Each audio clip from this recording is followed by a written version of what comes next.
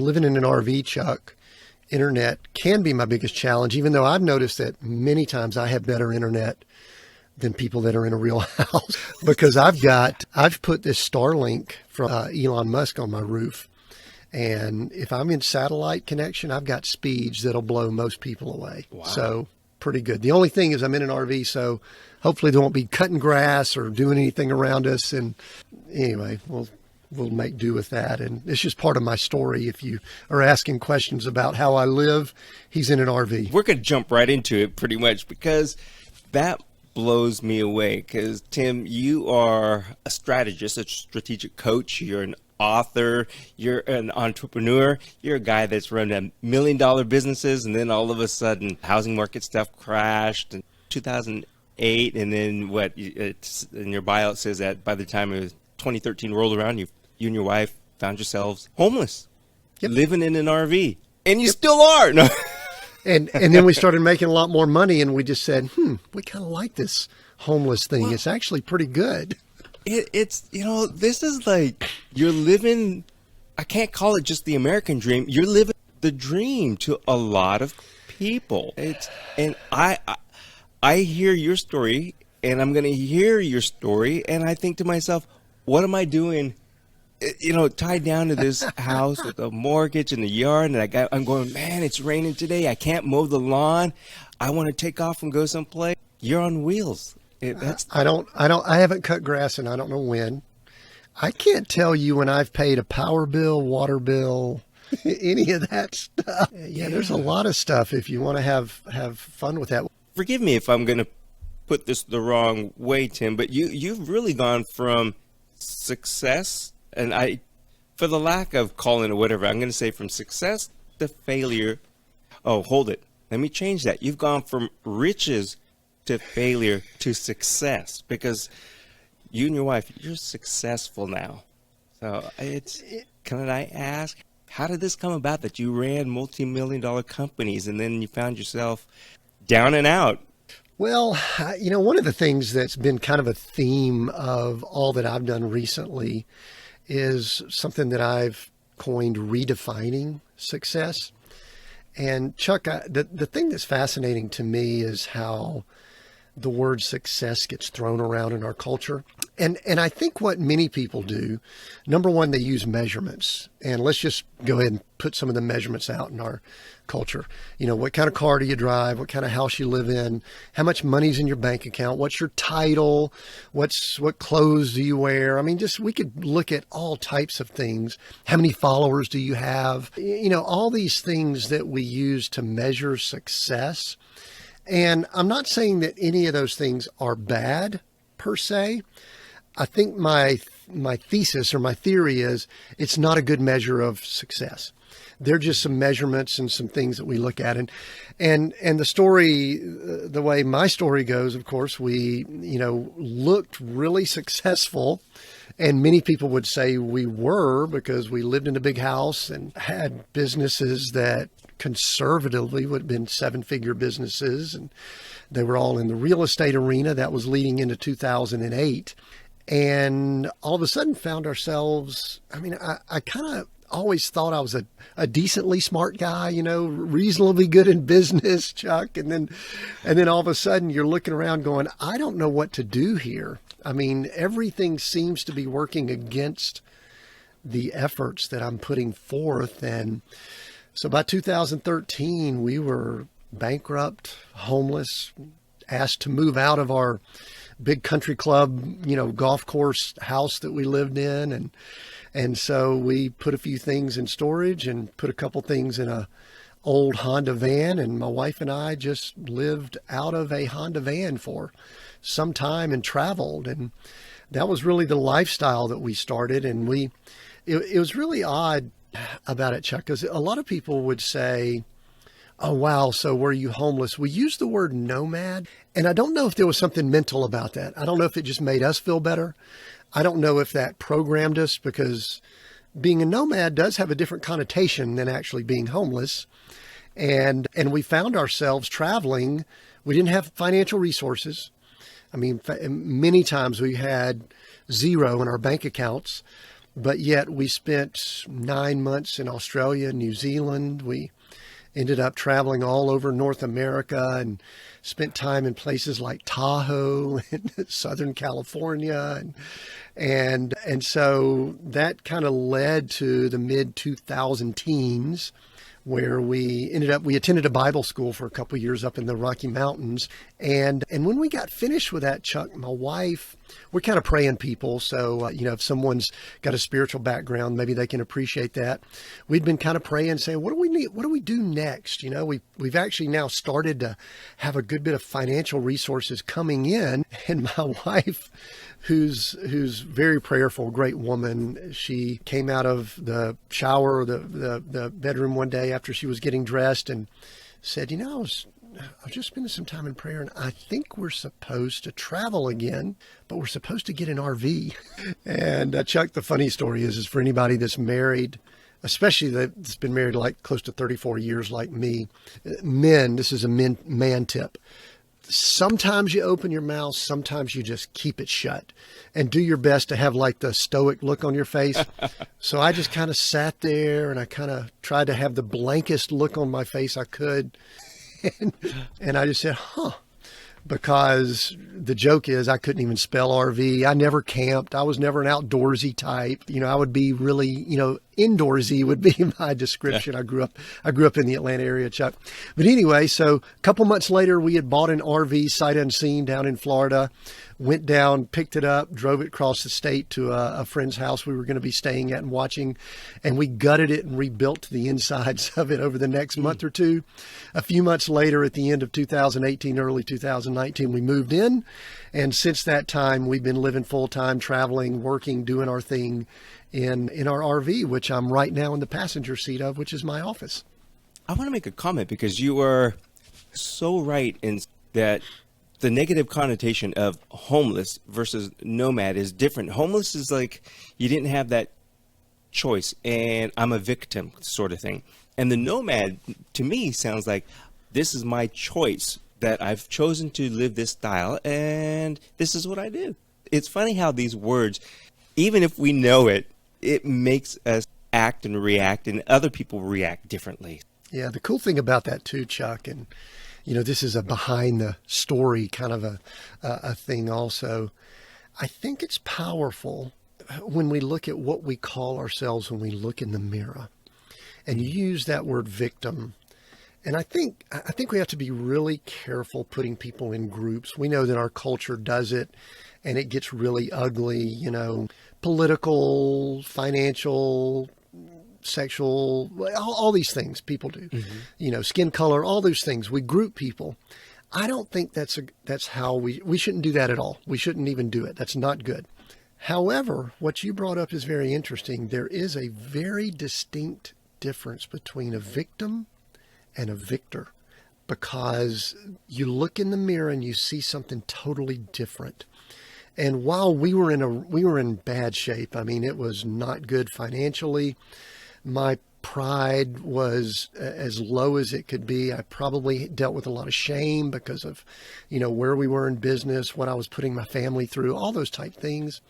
We still looked in the mirror and attempted to act as if we were some form of a victor, and most people would have looked and said, no, you're not. But you know what? We had a glimmer of hope. Probably a lot of it was spiritual. We just felt like God would do something for us, felt like he would take care of us.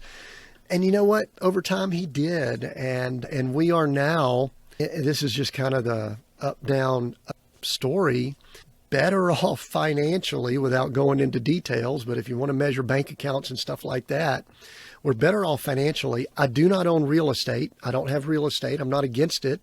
But yet we live, travel, work, and go where we want to go. And you know what? There's a lot of freedom. You can't put a price on that freedom. What I wanted to ask you too is, did faith play a huge part in this when in 2008, when things were, going down, and then 2013 you're at this low, or did going to a Bible retreat change your outlook?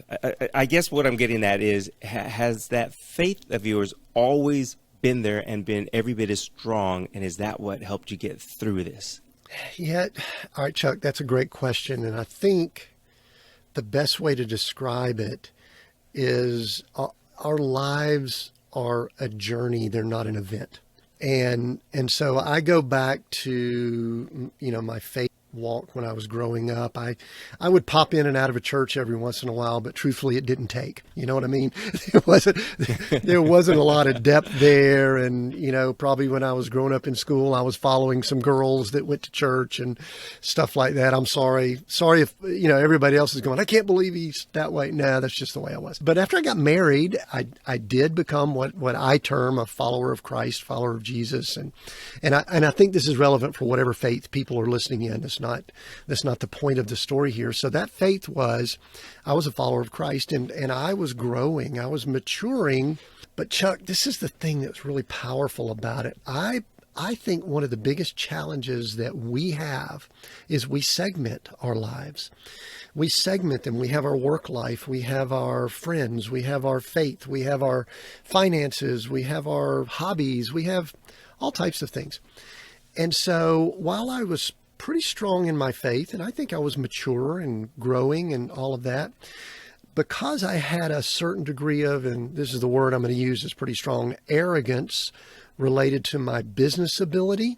I believe that I probably got a lot of divine ideas related to business, and we were successful like we talked about earlier. I mean, people would look at us and go, wow, those people are doing really well. They look good, smell good, clean up really, really good. But I had it segmented. I probably didn't have as much faith in that business arena. And so, Chuck, when things got tough, you find out what you're made of, right? We really find out who we are. I don't think we find out who we are when things are going great.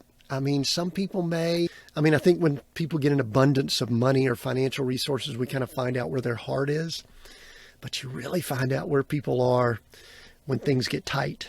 And I think I really found out really what I was made of. I found some things that I liked, some strengths. And Chuck, I found some things that needed some work. I found some things that I needed to be more mature in. I needed to have a greater faith that my faith, Jesus Christ, was Lord of my life all the time, not just during the good times. And that was probably the journey. And you know what? It wasn't like an event from 2008 to 2013. It was just like this steady process of growth.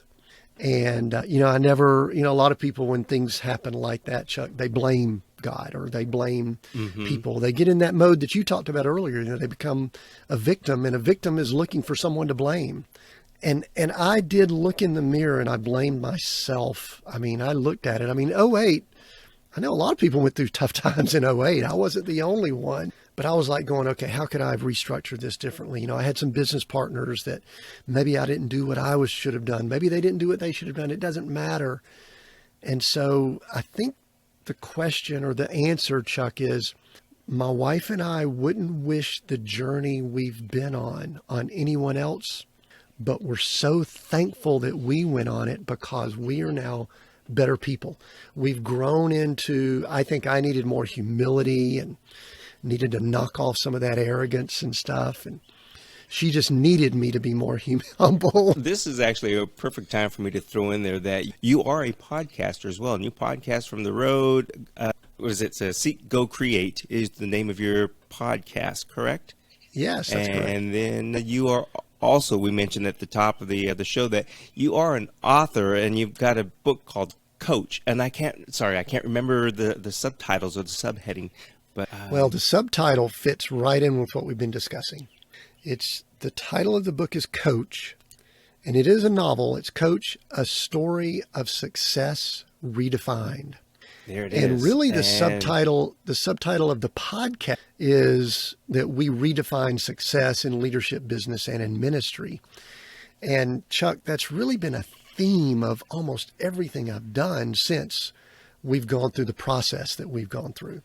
What's interesting too is using the word redefine. You learned that early on, and here it is 2022, and we hear people talking about redefining. They're leaving corporate life. They're leaving this and that, and they're redefining not necessarily who they are, but maybe what they want. That may be wrong, but that's kind of how I see it, where people are redefining what is important to them and what makes a difference for or to them in life.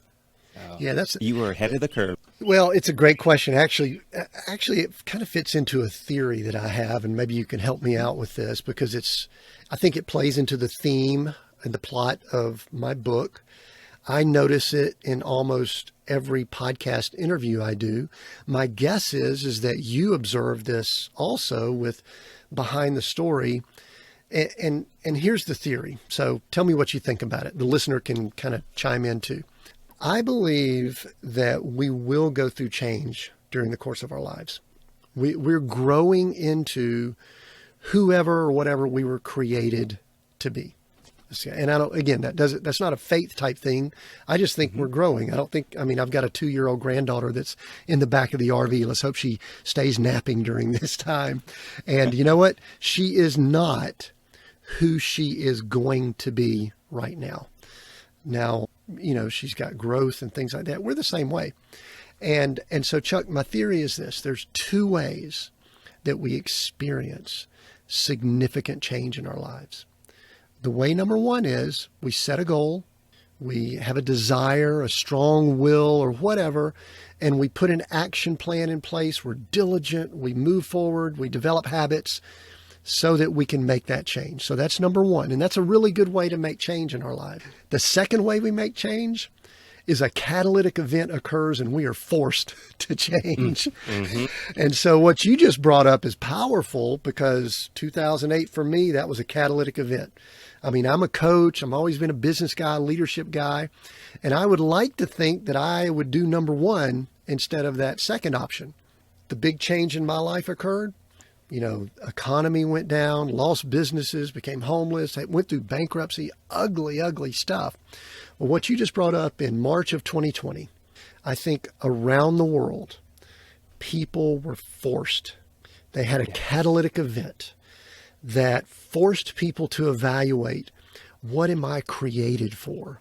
Why am I here on this earth? Do I need to be driving 45 minutes one way to an office, to a job that I don't like, to a boss that's, rude or worse to me, than getting back in my car, going home and trying to cram in my life into about, 3 hours a week? Or should I redefine what I'm doing? Should I try to reset? That was a word a lot of people use. And I think what we're seeing, there's a lot of people, and I applaud it, they're taking matters into their own hand because of that catalytic event and saying, I'm going to make a change. Yeah. The one thing though, we're all human nature. I think one of the most difficult things for people on making that change or growing, even though a catastrophic event, if we want to call it that happened and we're forced to redefine things, I think choosing is a huge obstacle for people because you can make the right choice or you can make the wrong one, but what is right and what is wrong, and then, it really depends on that path that you take. At least that's how I look at it. You're a strategic coach. What do you think? Well, my wife and I have this discussion all the time, Chuck. And again, I'm a strategic coach. I'm the guy that people would say, oh, you're probably always pushing the envelope and developing goals and things like that. My wife and I have said this all along. If the events that occurred from 2008 to 2013 had not been forced upon us, we would still be sitting in a home. Now, it would have been a large home, somewhere between Atlanta and Augusta, Georgia, in a golf course community. And it's nice. I'm not saying anything against that. But we would have never spent 3 months on the South Island of New Zealand living there. We would have never gone to Australia for 6 months and explored all over Australia in a little van. We flew to New Zealand and got a little bitty van. We had zero money, but we zigzagged the island of New Zealand.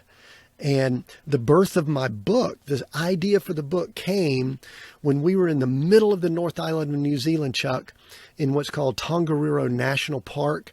And I had 2 active volcanoes outside this little camper van we're in. And I got this glimmer of an idea for a novel. That's where I got that idea. We would have been forced into that. You notice I said forced.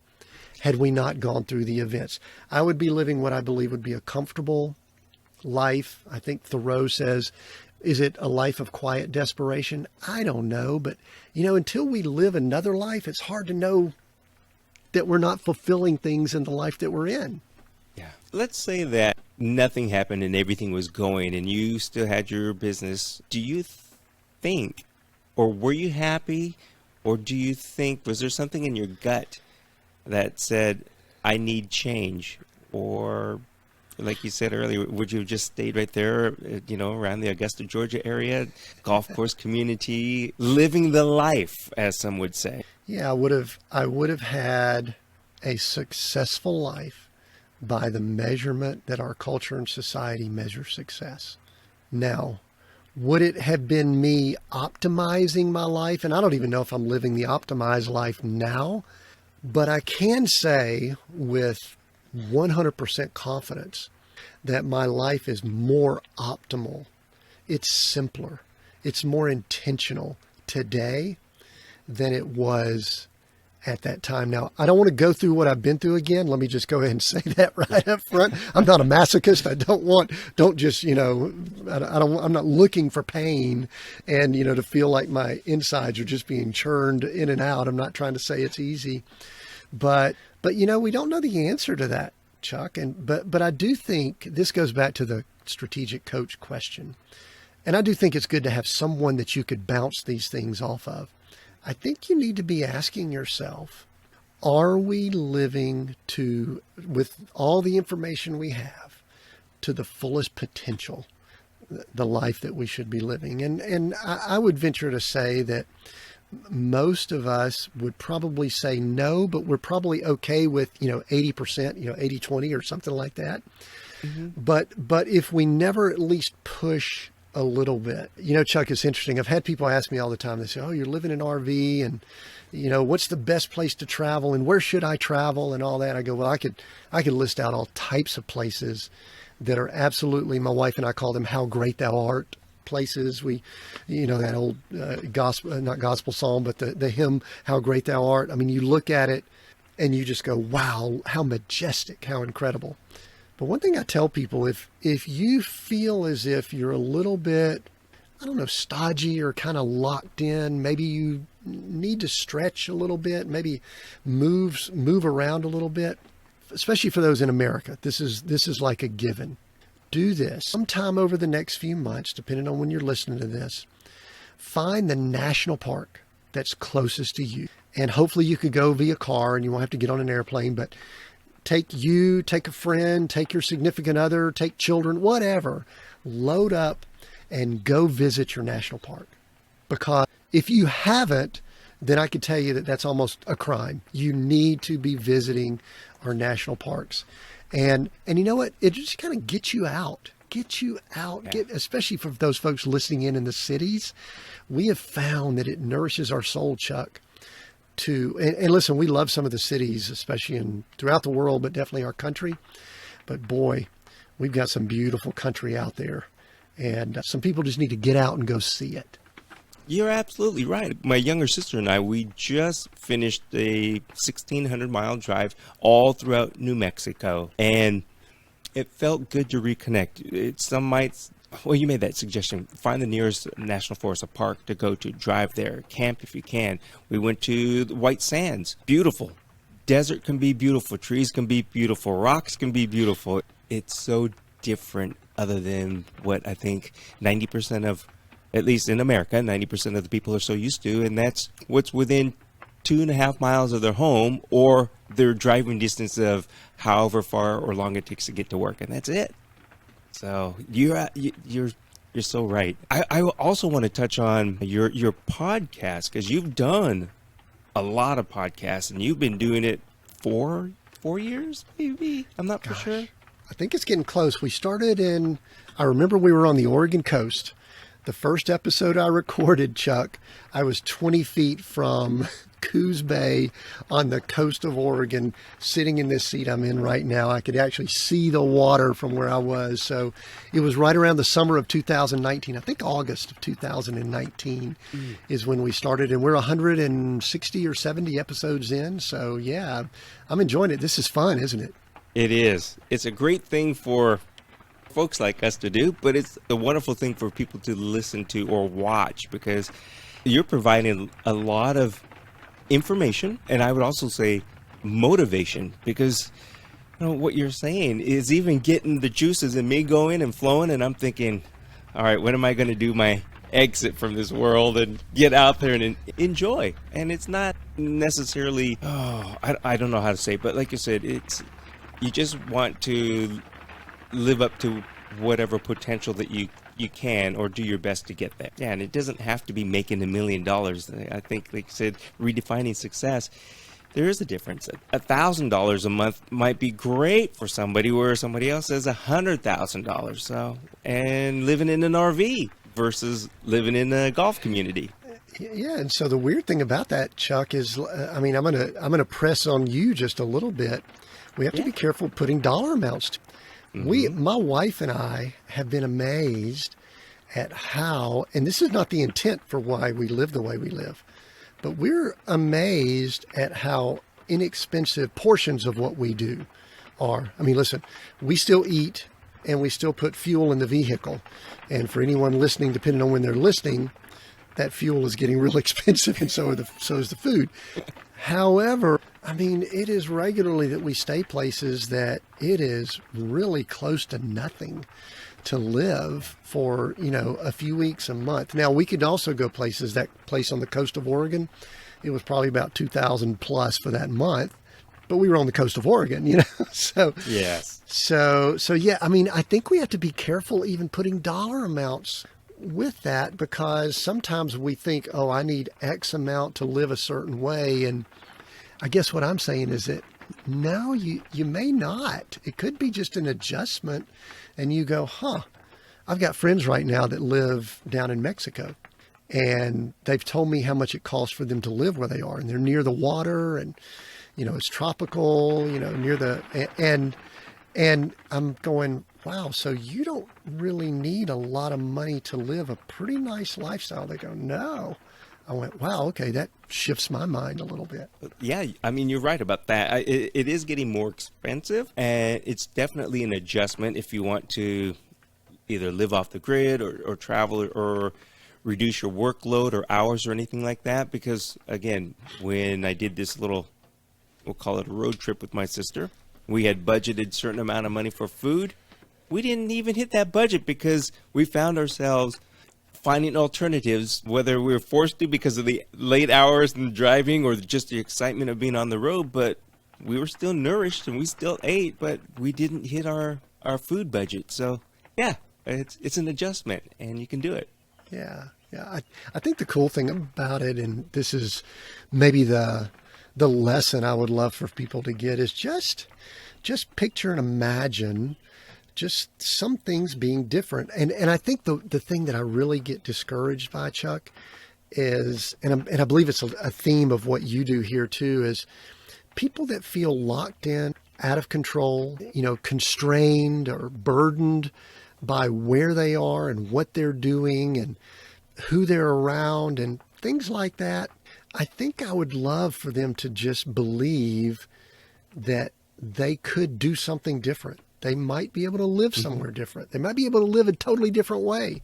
If anyone listens to me, I love for them to think, wow, so you don't have to live in a house. You don't have to be, this is a word we use a lot. You don't have to be geographic specific. You could be, graphically free and literally live wherever you choose to live. And I think that's what I would love for people to get when they read my book. And if you haven't read it yet, get the book, Coach, because what it does is it takes you on a journey from my fictional character. It's not like my story, but there's a few things in there that would be sort of related to what I've gone through. But it just kind of stretches you. I mean, the main character has to go through a very similar journey of identifying what success means to him. And it's a story that someone could just read and just enjoy the story, or you could read it and probably glean some pretty cool lessons from it if you're looking for it or if you're open to it along the way. And then you mentioned the podcast earlier. That's kind of what we do there. Very similar to you. I love asking people, what's your journey been like? What have you had to do about success? And I think that's the mission that I'm on right now, is to kind of nudge people to not be complacent and think, you used the word victim earlier, and believe that they're a victim and they can't make any adjustments or change. Well, Tim, let's make sure that people know where to go to get your book and have links to go to your podcast. So it's a very simple one, timwinders.com, right? TIMWINDERS.com. And honestly, I'm right there, and it's got everything. Your book is here. You can get a hold of Tim, and you can have him on your podcast as well. Yeah, it's all laid out right here. This is fantastic. And again, you could click on the links up above for a podcast, and it'll take you right to Tim's podcast. And I got to say, I listened to a couple of your podcasts, and you come across really well. Thank you. I have an admiration for people in this industry. You do too. I've listened to some of yours over the last few days. So thank you. I appreciate that. That means a great deal to me. Oh, you're welcome. Tim, just a little bit more. Let's talk a little bit more about your podcast and what you do, because you have some really great guests. And I just want to make sure that people know, we talked about faith, but I want people to know that Tim's podcast is not just all about faith.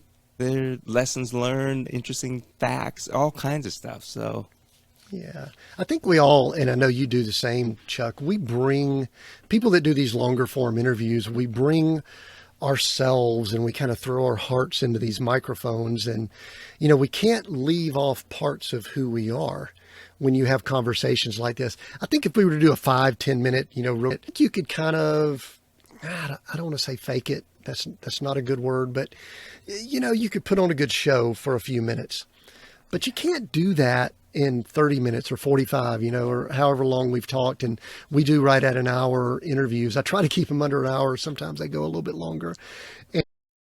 And I just love talking to people that are leaders, or people that have run businesses, or people that are in a faith situation. So, when people ask what it's about, we really do talk about redefining success.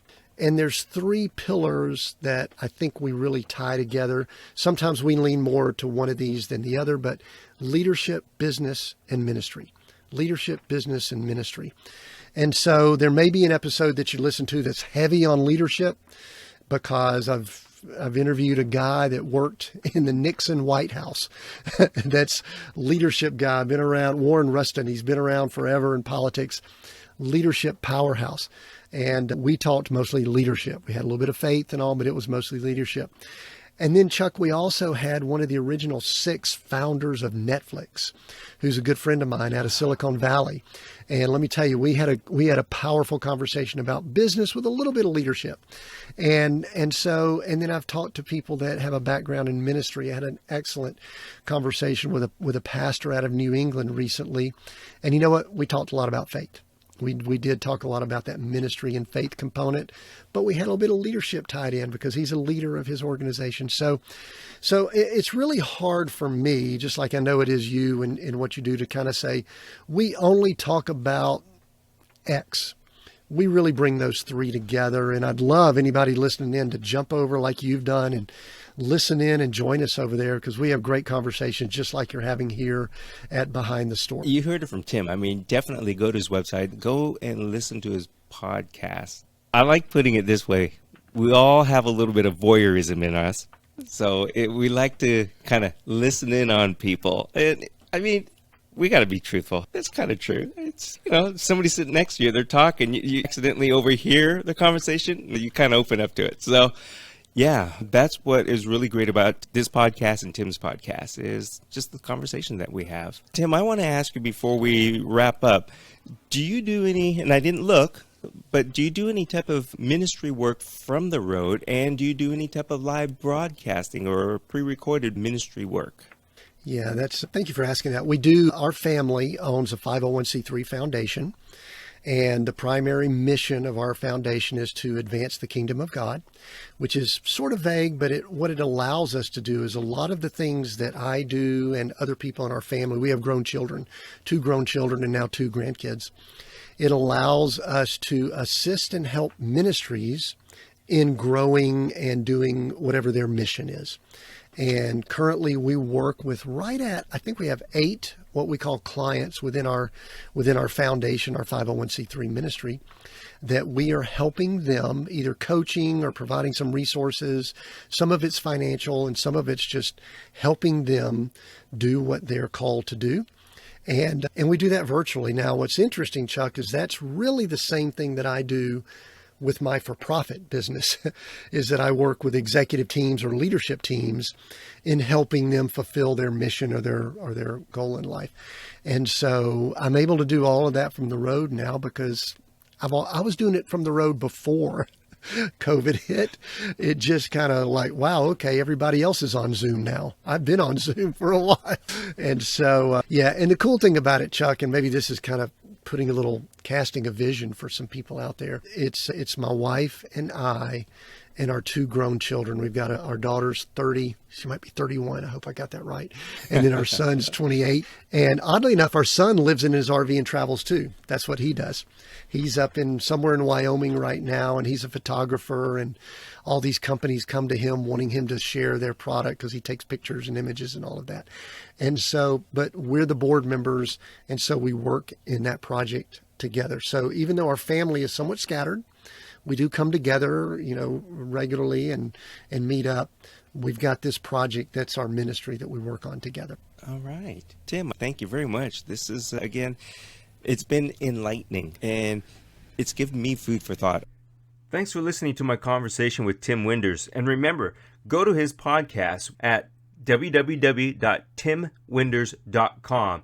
And thank you for continuing to listen and support this channel, because without you, it just would not grow. So please remember to subscribe, share, like, and comment. Until next time, have a great day.